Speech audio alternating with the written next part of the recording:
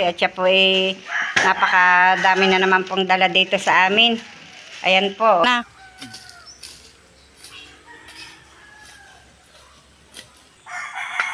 Para pang isa puno kinabaga na ng bulay.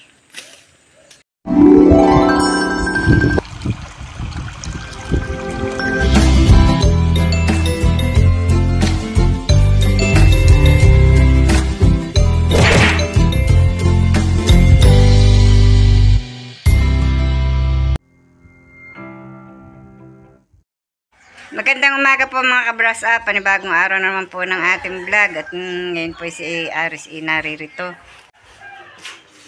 Narito po sa harapan at dumayo po ng pangangahoy yan.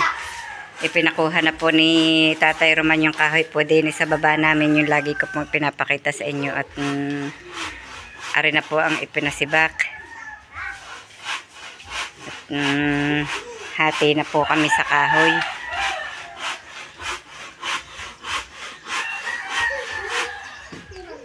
Yan, nilalagari po muna niya para po maalwang sibakin.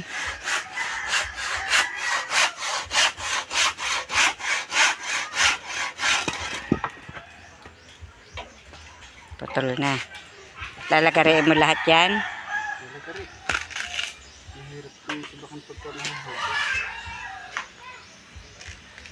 Parang may naglulusok na. Pero wala namang maingay. Kinakamaring Adora siguro yung nagsasalitang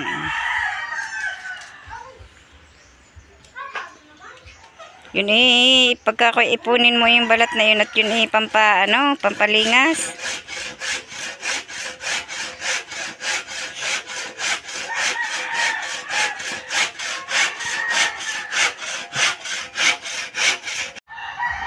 Yan po, saglawit na mga bulaklak. Palibhasa pa yung mga nakabuka na. Saglawit na. Hindi ko na po naipakita sa inyo nung isang gabi ng bumuka yan. At hindi ko na po na asikasuhan. At ako nga po medyo po masama ang lasa. Hanggang ngayon nga po hindi pa na ayos. At ako nga lang po nagtsatsaga po. Yan may mga bulaklak pa uli. Ito po ang rosary plant ko. Ang dami na rin pong bulaklak. Yan. Ito pa. Aba! Nakakatuwa naman, are. Sunod-sunod ang bulaklak. Ang dami. Ang ganda ng kulay. Purple. Kung sa akin mang apo, purple. Ganda. Ang ganda. Nagulat ako Yan, nakamantigi po. Ang dami na rin bulaklak. Tsaka po itong dilaw na ito. Ito na lamang po nagpapa sa akin yung mga halaman ko. Pag po ako'y nakapanood sa aking mga halaman natatanggal na po ang aking pagod. Lalo na po't may mga bulaklak. Yan. Tatanggal po ang aking pagod. Yan, unti-unti na pong nawawala ang ng bulaklak ng aking orchids na are. Ito po yung sinasabi ko po sa inyong gumamela. Na maliliit ang bulaklak, na doblehan po naman ang bulaklak. Tapos ang rosal ko po, tingnan nyo, ang dami na uling bulaklak. Ayan, meron pa po doon sa itaas ng bahay. Ganda ng bulaklak ng kamantigi. Pula. Pulang-pula. Dumating po si Ma'am Dani dito at binisita po niya ang baboy. At siya po napakadami na naman pong dala dito sa amin. Ayan po, ang dala ni Ma'am Dani. May dala po siyang pasalubong. May mga pambibi po. At yan, may mga bigay pong bag. Tsaka po yung damit ng baby. Para po kay Camille yung bag. At yung pong pambaby para po sa magiging anak po ni Robilyn. At yan po, dinalhan pa rin po ako ng kapote. Tsaka po bota. Ito pong bag. At tsaka po itong payong. Yan. Ma'am Dani, maraming salamat po sa lahat po ng binigay niyo po sa amin. At sana po bigyan kayo ni Lord ng mahabang buhay at lakas ng katawan. Yun po, si Camille na tinitingnan po yung mga damit na dala po ni Ma'am Dani. Ang ganda ang chair. Mga panty. Dami panty. Si Aris po ay nangahoy dito at yung natira po ay iniwan na dito. At si Nanay Liz po naman ay masama na naman ang pakiramdam. Nalulula nga po. Nasakit lagi ang ulo, palibas at hindi po siya sanay sa dugong mataas. Ang maintain niya ay 80 over 70, 80 over 60. Ay ngayon ay 120 over 80. Kaya po siya ay nalulula. Hindi po siya sanay sa 120. Ang sakit ang batok. Ayan si Hali naglalandi na naman. Kaliligo lang ay naglalandi na naman po. Hay mo na bibe. Sige, sabi ko, magpapuyod ka sa mama.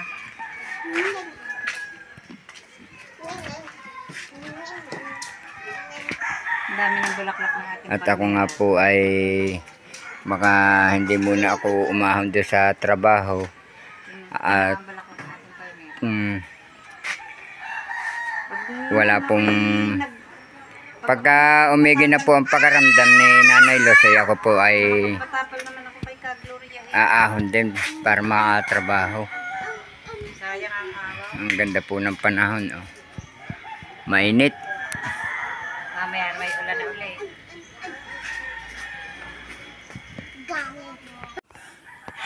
Pababa ako ngayon dito at itatanim ko nga yung yung prutas na yung sanga ng prutas na dala ni Ma'am Dani. Ang Laguna naman ng damo mga kabras up. Yun daw po ay maalwang buhayin.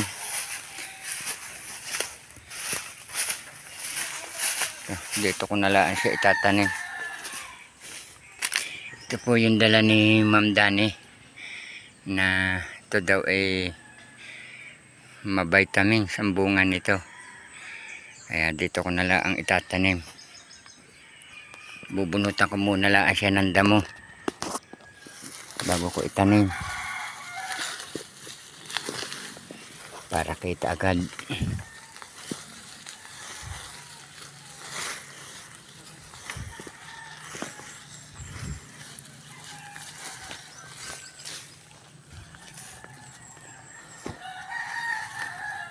Yeah.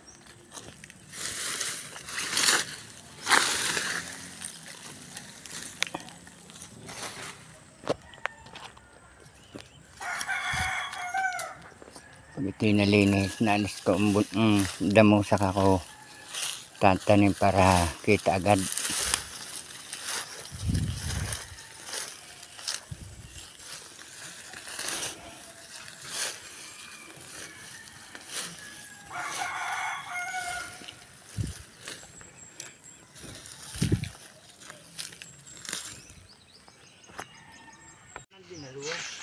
Nililinisan po muna ni Tatay Roman itong pagtatamna nung... Ano kitatanim mo dyan? Yung dala ni Ma'am Dani? Oo. Ay, dini ko na tatanim. Yun yata yung nataas. Ay, ano ko na taas? Wala namang problema din kung tumaas. Hindi kakapunay. Kakapunin. Puputulan ng dulo para hindi tumaas para bumukad ng papagayon. Pati din sa anong are?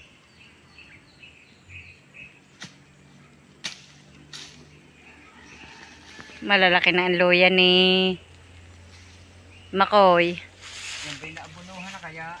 Hindi pa siguro. Ang atin may garni na din. Ayun ba? Nalago na rin. Ililinisan po muna bago itanim para po hindi masyadong masukal. At bibisitahin po muna ulit natin yung itinanim pong patani at sitaw.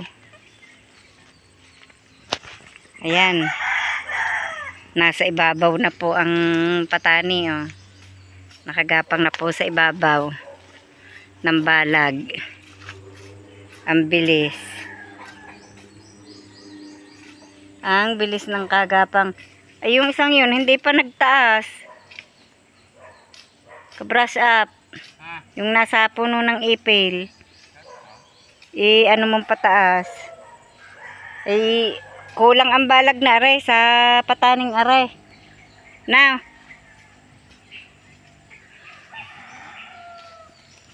Tingnan mo, may apalya pa din eh. Apalya. Oh. Targa? Ang pag ano mo, yung aayusin at baka madala pa ang puno ng apalya. Pwede nga rin pagapangin din eh. O yan, malalaki na rin po ang tanim namin luya, oh. Parang hindi. Apalyang mga haba. Tulusan mo ng ano, iba naman ang dahon ng apalyang Tagalog. Parang pabilog din ang kuha ni Ari, hindi.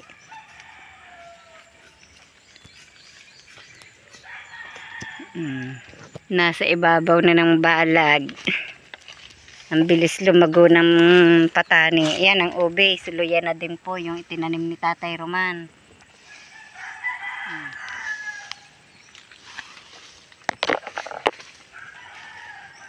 Suluyan na din. Pare, wag mong iiwanan din eh. May tanim na yan eh. Nasaan? Yung hilirang yan. Ang may Yan? oo. Yun eh. Ilan na naitanim mo? Eh, nasaan pa ang ibang pananim? Are, nandun eh. Kaya nga rin nililinisan ko. Hindi ko naman itatanim ang iba. Yan, naitanim na po pala ni Tatay Roman ng iba. Kala ko si Aris magtatanim din yan.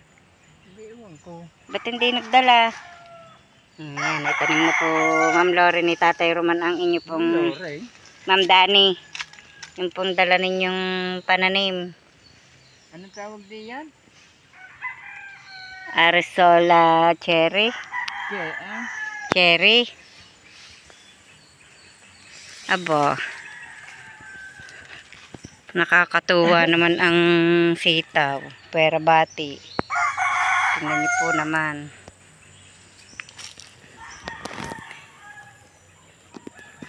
Ang bilis ng iginanda, oh.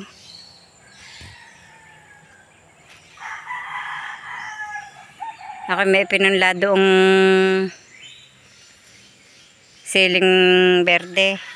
Sa kaya yun maitanim pagka sumibol. At saka yung ano, pangalan noon. Yung pechay na binigay ni Kautol. Nakakatuwa ang sitaw, ang Laguna. Matataas na din po eh.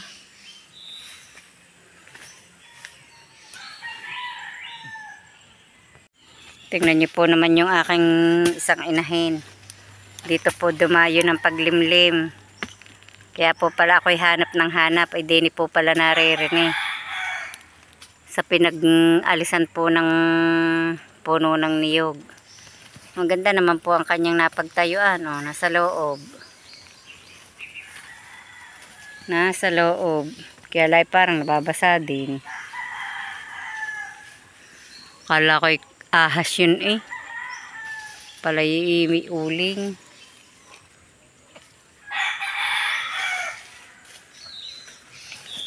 May sumibol din po din ng kamatis. Ba naman nabubunot mo Tatay Roman ng kamatis? Yo. Kala ko'y nabunot mo. Yan, may kamatis pong sumibol.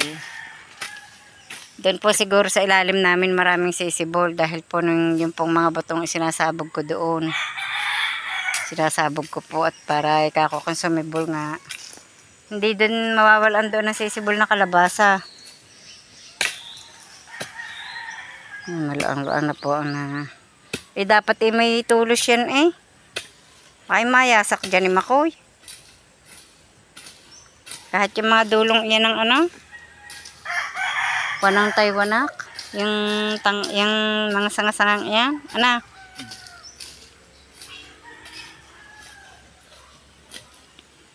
Bukas po si Tatay Roman pakabitin na po ulit. Ay, pagkikigay ang pwede kung hindi mo. Ayos na ako. Magpapaano nga lang ako mamaya. Ayos na. Bago, tawag na naman. Alam ko ang katawan ko pagka hindi kuwan. May nalaglag siguro diyang niyog. Wala na yung nakalawit dun eh.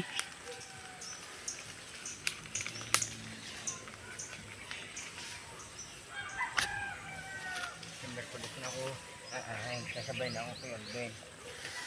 Uwi rin naman si Alvin siya. Bakit dalawa? Ano gayan sanga? Dinadalawa ko. Nasinita ko yun. Para. Kala ko yan yung punla.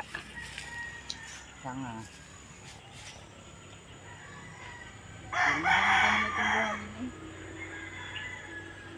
Tulusan mo yan.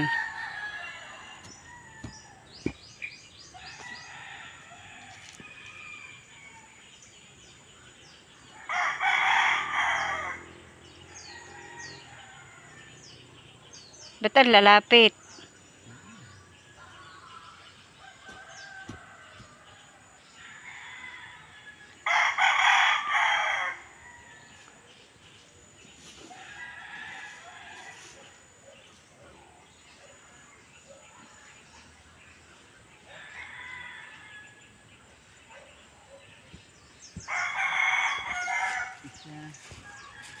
Yan. Tinanim na po Ma'am Dani yung dala po ninyo.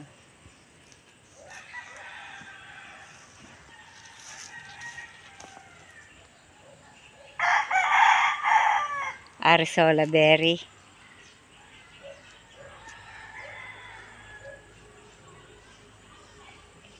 Siguro ang kasing laki-laang ng puno niyan mga tulad ng kuwan. Yung mga tulad lang ng bugos na ganyan. Na. Mga parang kalamansi. Siguro nga. Ano yan? Siguro mga kasing laki ng kalamansi. Marami pa? Dadalwa na?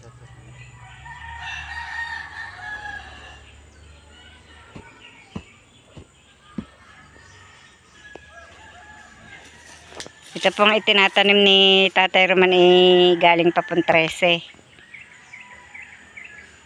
Dinalahan po kami ni Ma'am Dani kanina ng pantanim.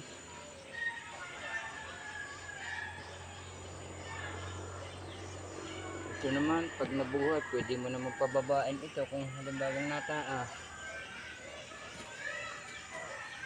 Pwede kang magbawas ng sanga dito. Uy, yan nga binawas eh.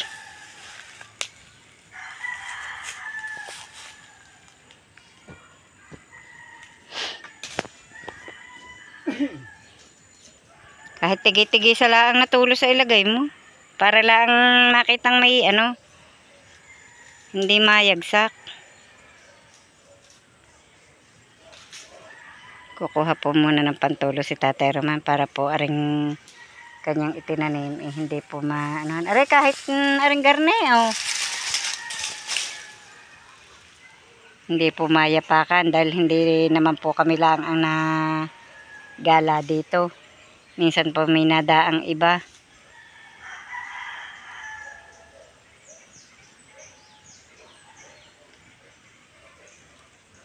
Lalo nang lumago ang patani doon. Yun po yung tinatawag pong matandang punong patani. Yung po dati namin pinangunguhanan. Lalo po lumago. Hindi na kaya yun mamatay pag nag-ulanan? Hindi masabi. Pag inamag ang puno niya, di patay. Yun nga.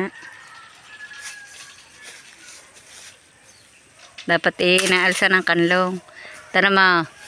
Ang daming bulaklak ng ating rambutan. Oh, may bunga na. Yun. Parang namunga din yung isa din eh. Tama. Na. Arang yung na din eh. Tara mo. Yung sangang yun. Oh. May bunga na.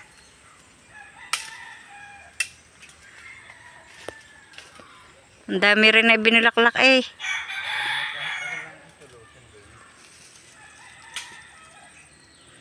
Tulusan mo din yung kungayot para baka akala ni Makoy damo eh.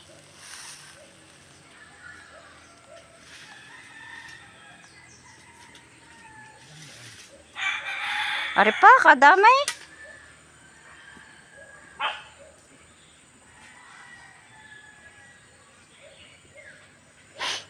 Pinatulusan ko po para hindi mayapakan. Ilan yun? Isa, dalawa, tatlo, apat. Apat na.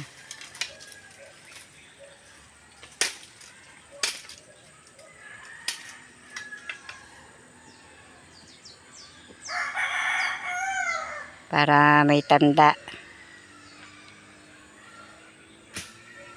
Mabubuhay pa iyan.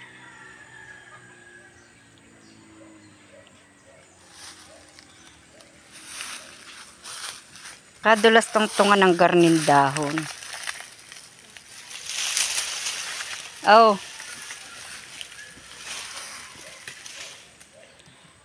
Ilang pagada? Dalawa na? Natulusan na po ang iba. Natabunan na po ng damo aring tinanim ko din ng anunas. Yan. Pinahahalabasan ko po kay Tatay Roman. Para po hindi maputol ng iba. Dahil pag iba po ang nagtalas dyan, nagtabas, kalam-alam, yan, madadali mo.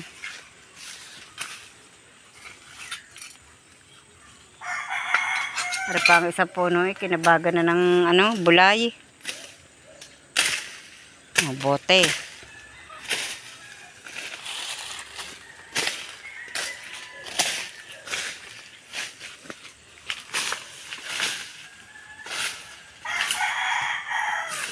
Marami po ditong puno ng ng bulay. Ito po oh. Yan, tangkay oh. Ito po yung dahon. Yan po yung sinasabi nyo. Pag yan po'y namumunga, sawa po kami dito ng bulay. Dito po'y ang dami. Kabi-kabila.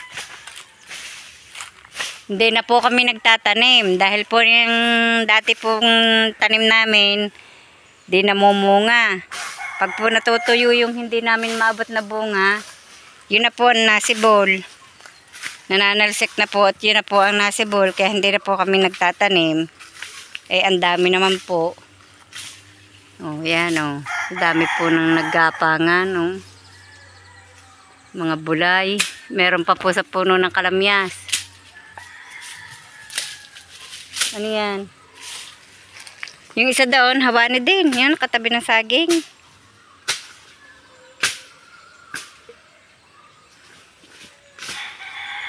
Ipapakita po ako sa inyo dito. Ang dami po ng lagde ng passion fruit. Bunton eh.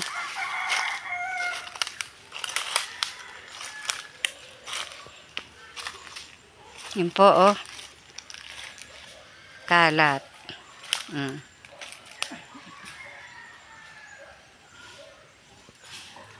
Kalat ang passion fruit. Bakit po tularing ko ng abokadong are? Sanga. Nabali? Ang abokado?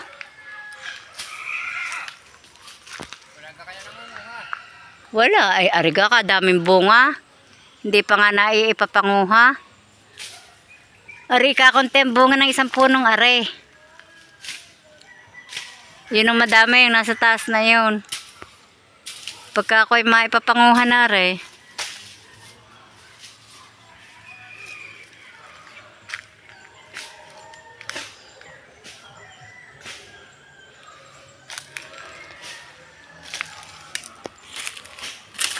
Nalabasan na po lahat ni Tatay Roman. Sinipag na po. Sinipag na si Tatay Roman. Hinalabasan ng lahat. Yun na lang ang natira, yung anunas. Pati po yung ilalim na yun hinalabasan na.